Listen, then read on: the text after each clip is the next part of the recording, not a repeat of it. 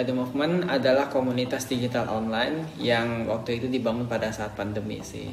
Pada saat pandemi yang bertujuan untuk menampung anak-anak muda, khususnya anak SMA dan perkuliahan, untuk mempelajari soft skill gitu.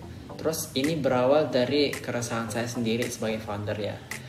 Pada saat itu saya tidak memiliki lingkungan belajar yang suportif untuk untuk memiliki ambisi yang tinggi untuk menjadi orang yang belajar dengan tekun, karena lingkungan yang saya tempati waktu itu adalah lingkungan yang benar-benar tidak suportif gitu. Nah, terus akhirnya saya mencoba nih untuk membuat satu lingkungan atau satu circle saya sendiri. Saya coba untuk kumpulkan teman-teman yang memiliki keresahan yang sama dengan saya gitu. Dan kita percaya bahwa sebenarnya banyak orang-orang baik di Indonesia gitu. Banyak orang-orang yang memiliki niat yang tulus, hati yang baik gitu. Tapi kenapa masih banyak kejahatan? Karena ya cara berpikir mereka ini tidak benar gitu. Contoh satu, koruptor, atau misal penjahat, atau misal pembunuh. Nah, mereka membunuh karena ya doktrin yang mereka dapatkan, cara berpikir mereka itu ada kecacatan di situ. Nah, makanya kita sebagai anak muda dan saya juga sendiri termasuk sebagai founder ini menginisiasi komunitas untuk orang-orang berpikir, untuk orang-orang memperbaiki soft skill mereka, untuk memperbaiki cara berpikir mereka supaya lebih baik lagi gitu. Nah, dan ini yang tadi saya bilang, yang tadi saya sebutkan, itu 90% orang Indonesia itu baik, tapi cara berpikir mereka yang salah. Ini based on research by founder dari Zenius Education. Zenius Education ini salah satu startup edukasi Indonesia terbesar selain Ruang Guru gitu. Jadi saya sendiri terinspirasi dari dia, dan akhirnya kayak oke, saya harus bikin satu komunitas, satu tempat, satu lingkungan untuk belajar. Dan saya kumpulkanlah teman-teman yang sevisi dengan saya, yang memiliki interest yang sama gitu. Dan teman-teman yang saya undang ke sini itu teman-teman yang tersebar di beberapa wilayah di Indonesia, tapi asalnya sama, Sulawesi. Jadi targetnya ini Edu Movement untuk anak-anak Sulawesi gitu.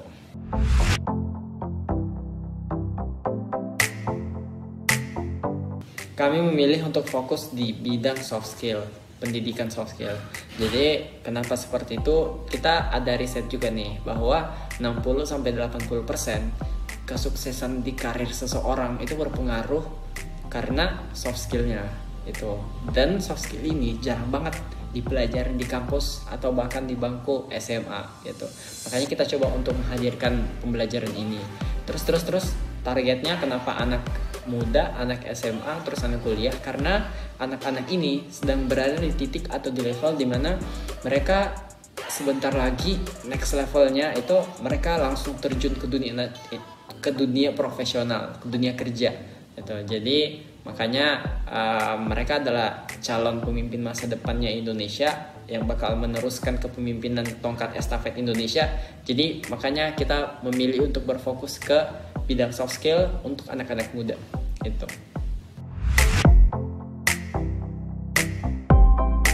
Yang kami lakukan di Edu Movement biasanya adalah rutin membuat konten Instagram. Nah, kalau teman-teman tahu microblog atau carousel, itu sejenis artikel di Instagram yang ada 10 slide maksimal. Jadi kita biasanya bikin itu. Kita produksi konten mulai dari penulisannya, mulai dari judul headline-nya sampai di desainnya sama caption-nya gitu.